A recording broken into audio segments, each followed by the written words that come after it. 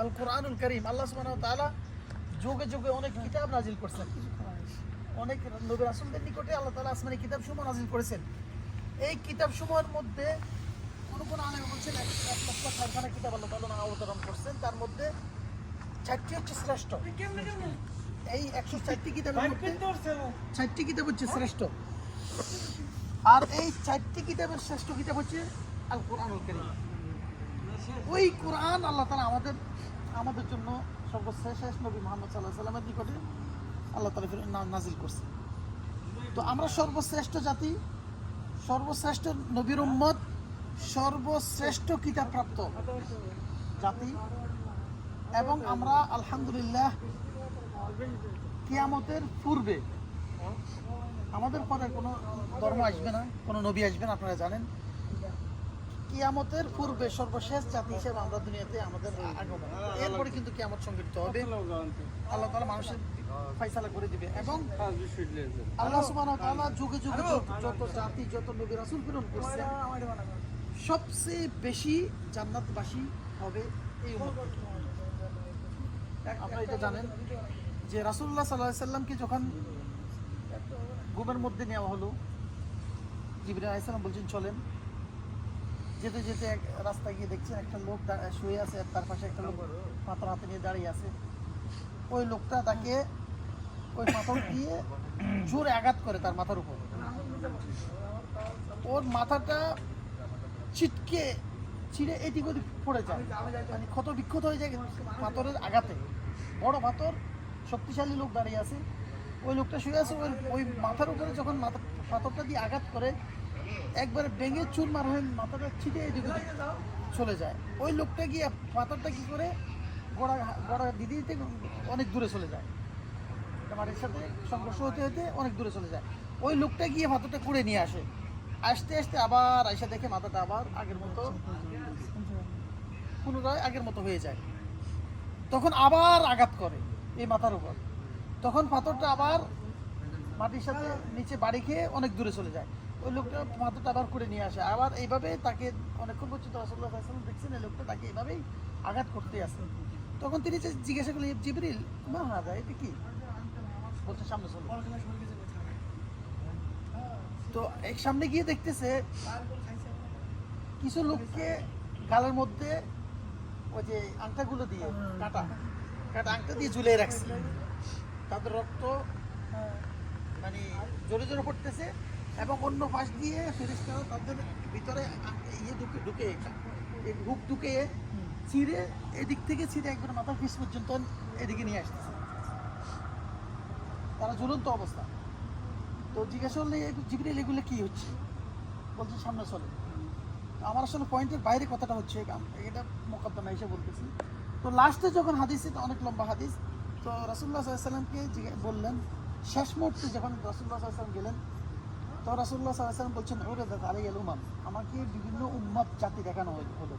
যেহেতু আমাদের হাদিসের মূল লক্ষ্য কথা হলো এখানে যে আমাকে বিভিন্ন জাতি দেখানো হলো। দেখতে পেলাম একজন নবী, তার সাথে একজন অনুসারী আছে। আবার দেখলাম আরেকজন নবী, তার সাথে 2জন অথবা 3জন অনুসারী আছে। এবং এমন নবী দেখলাম তাদের সাথে কোনো অনুসারীই নাই, তার কোনো অনুসারী নাই। সে কিন্তু আল্লাহর নবী, তার কোনো অনুসারীই নাই। এরপর দেখলাম যে বিশাল বড় একটা কালো দল দেখা যাচ্ছে। তখন বলছেন, আমি মনে মনে ভাবছি এটা হয়তো আমার উম্মত হবে। তো বলছি এটা কি আমার উম্মত নাকি? তখন তিনি বলছেন যে না, এটি মুসা এবং তার কাউম, মুসা আলাইহিস সালাম এবং তার কাউম। এরপরে আমি অপর দিকে তাকিয়ে দেখলাম এর চেয়ে আরো বিশাল বড় একটা জাতি দেখা যাচ্ছে। তখন বলা হলো এটাই আপনার উম্মত, এটাই হচ্ছে আপনার উম্মত। আর এদের সাথে আরো 70,000 লোক অ্যাড হবে, যারা বিনা হিসাবে বিনা শাস্তিতে জান্নাতে প্রবেশ করবে।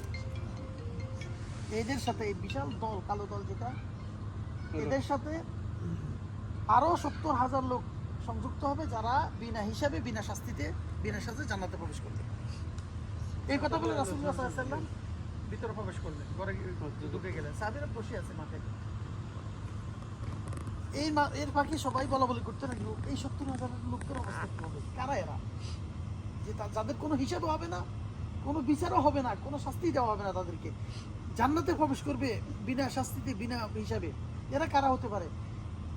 তাদের মধ্যে, সাহাবীদের মধ্যে কেউ কেউ বলতেছেন, কেউ বলছেন হয়তো যারা ইসলামের মধ্যে মুসলমান অবস্থায় জন্মগ্রহণ করছে আবার ইসলামের মধ্যে মারা গেছে, তাদের মধ্যে মানে ইমানের বরখেলাপ কোনো কিছু ঘটে নাই, তারা হতে পারে।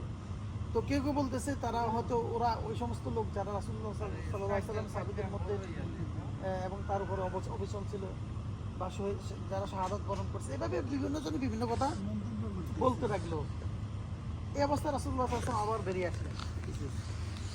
আসার পরে তখন তারা বললেন, ইয়া রাসূলুল্লাহ, আমরা ওই সমস্ত লোকদের কথা নিয়ে বলা বলি করতেছিলাম, 70,000 লোক, তারা কারা? যারা বিনা হিসাবে জান্নাতে প্রবেশ করলে কোনো শাস্তি তাদেরকে দেওয়া হবে না, তারা কারা? তখন রাসূলুল্লাহ সাল্লাল্লাহু আলাইহি ওয়াসাল্লাম বলছেন, হুমুল্লাযীনা লা ইস্তারকুনা ওয়া লা ইয়াক্তাউনা ওয়া লা ইয়াতাতাওয়ারুন ওয়া লা ইয়াতাতায়্যারুন ওয়া আলা রাব্বিহিম ইয়াতাওয়াক্কালুন। তারা ওই সমস্ত লোকেরা যারা লোহা দিয়ে তাক দেয় না, তার মানে লোহাকে আগুন দিয়ে পুড়ে ওই যে সেকা দেয় না তারা। তার মানে এটা কি, এটা এই জিনিসটা কি হয় জানেন? আরবরা কিন্তু এখনো বেদুইনের মধ্যে এই কাজটা এখনো প্রথা চালু আছে। এটা হচ্ছে রোগের শেষ চিকিৎসা।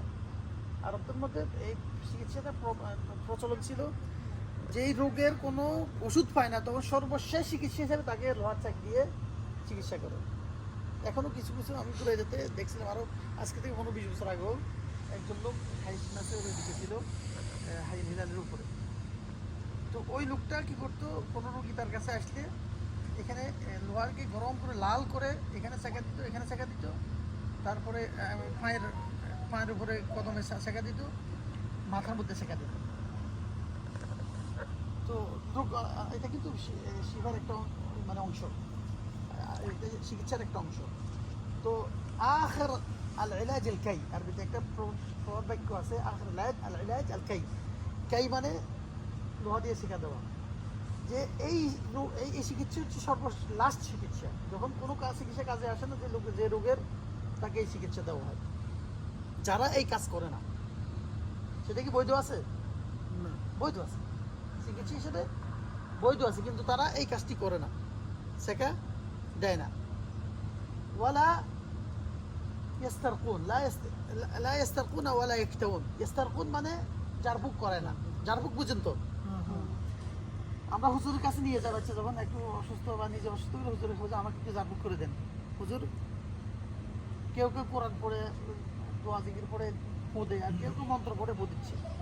আমাদের দেশে এখনো কিছু কিছু লোকের ওই যে সাপের বিষ নামায় বা ছেলে বাচ্চাদের কিছু কোনো রোগ হলে তাদের ওই সমস্ত লোকদের কাছে নিয়ে যায় গ্রামে কিছু